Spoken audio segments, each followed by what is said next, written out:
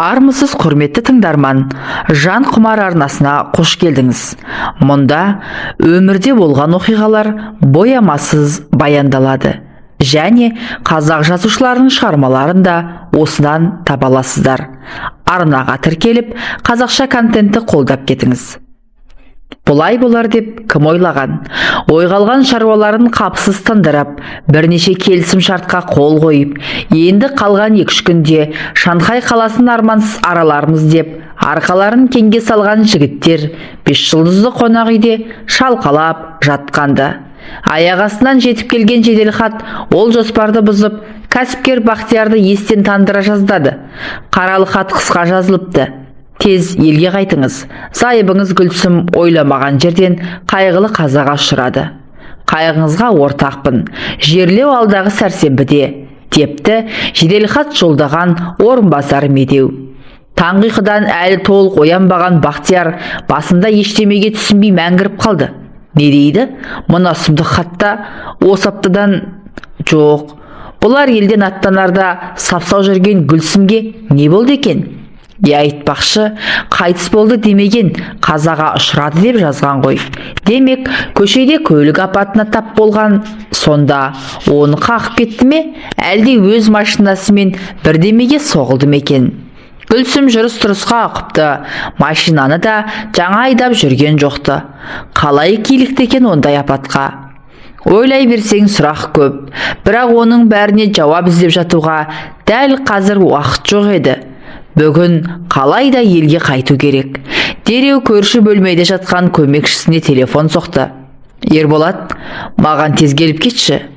Не боп қалды бәке? Жайшылық па? Сұмдық, келген соң білесің. Көмекшісі әрі Қытай тіліне жетік тілмаш Ерболатты асып-сасып ішке кірді. Аға, не болды? Өңіңіз бұзылып кетіпті ғой. Бізге жедел түрде елге қайту керек. Анықтап білші, Шанхай Үрімші Алматы бағытында ұшатын ең жақын рейс қай мезгілде болады екен? Мына жедел хатты көрсетіп, қайтар билетті соған ауыстыр. Бақтияр ұсынған жедел хатта бір қарап жіберіп, көмекші жігіттің өңі де бозарып сала берді. Мәссаған, кеше ғана сапсау жүрген Гүлсім апайдың қазаға ұшырағаны ма? Солай болғаны ғой, қайғылы хабар жаңжақ жазылмайды. Көп ұзамай кеше бұлар келісім шартқа қол қойысқан Шанхайдағы құрылыс материалдары бірлестігі мен үй жиһаздары фирмасының жауапты адамдары да келіп қалған. Олар бүгін қонақтарға қаланың көрікті жерлерін көрсетпекші болатын. Мынадай қайғылы хабардан соң жоспар өзгеріп, олар да жолаушыларды аттандыру қамына кірісіп кетті. Алайда қанша күн салғанымен Бақтиярлар сол күні ұша алмады. Өйткені бұларға қажетті рейс келесі күнге белгіленген екен. Бір тәуірі Шанхайдан ұшатын самолет Үрімжіге де 1 сағаттай аялдап, сол күні кешке қарай Алматыға жеткізетін көрінеді. Бұған да шүкір демеске амалың жоқ.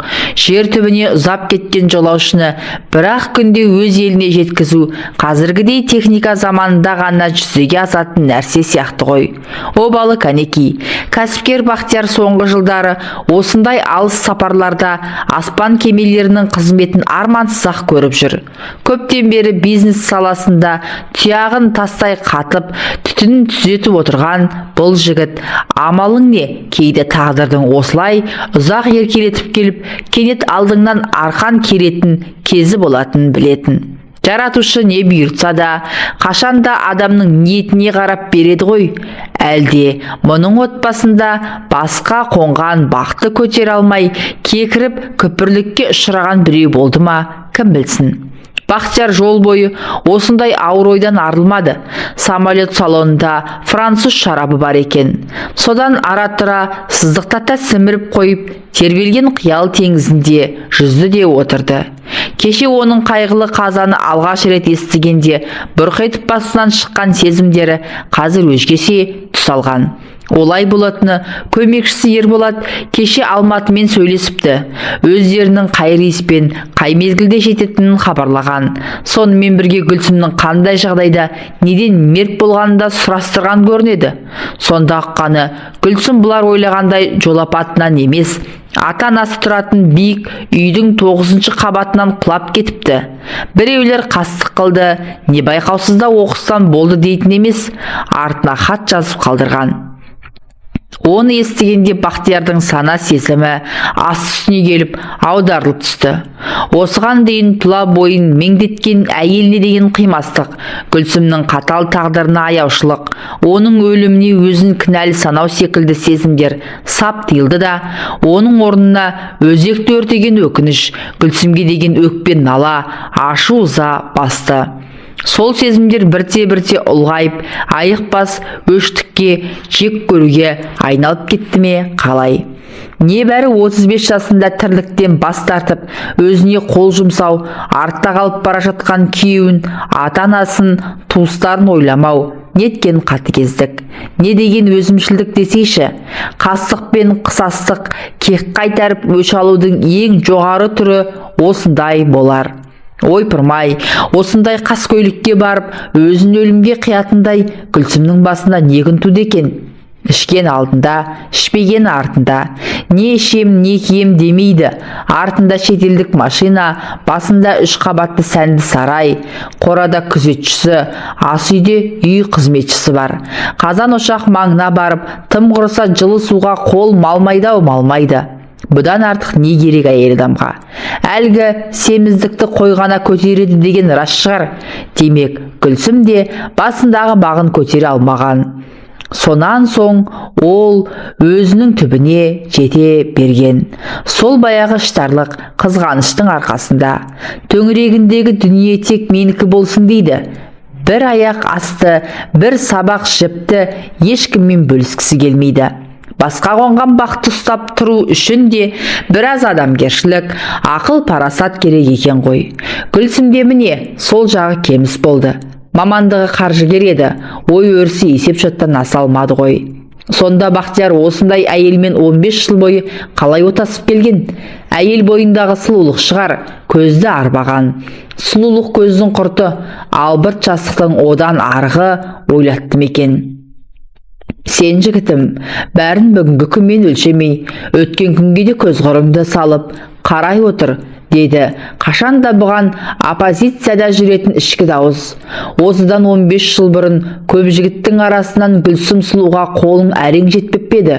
Оны қалай ұмыта қалдың? Иә, рас айтады. Онда Бақтиярдың Алматыдағы Завет институтында оқып жүрген кезі. Қанша дегенмен кітапқа жастай бауыр басқан ауыл мұғалімінің баласы емес пе?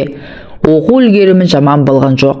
Бірақ тұрмыс жағынан байдың мырзаларымен теңесе алмаушы еді.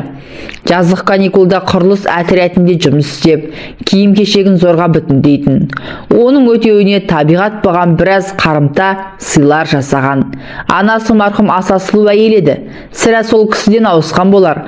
Бақтиярдың бет жүзеттері, сұңғақ бой, сұлу келбет, бұйра шаш. Осылардың арқасында жиын тойда көзге түспей қалған жоқ. Ал Гүлсім қандай еді сол кезде? Аққудың көгілдіріндей, тал бойында бір мін жоқ. Аппақ ару көрген көздің жауын алатын. Әлгі романдарда көп жазыла беретін қыпша бел, қазы омырау, тана көз сұлудың өзі. Халық шаруашылық институтының, ол кезде қазіргі университеттердің бәрі институт деп аталатын, 3-ші курсында оқитын. Бақтияр Гүлсіммен сол институтта оқитын бір жерлесінің туған күнінде танысып қалды. Сол кеште түннің бір уағына дейін билегені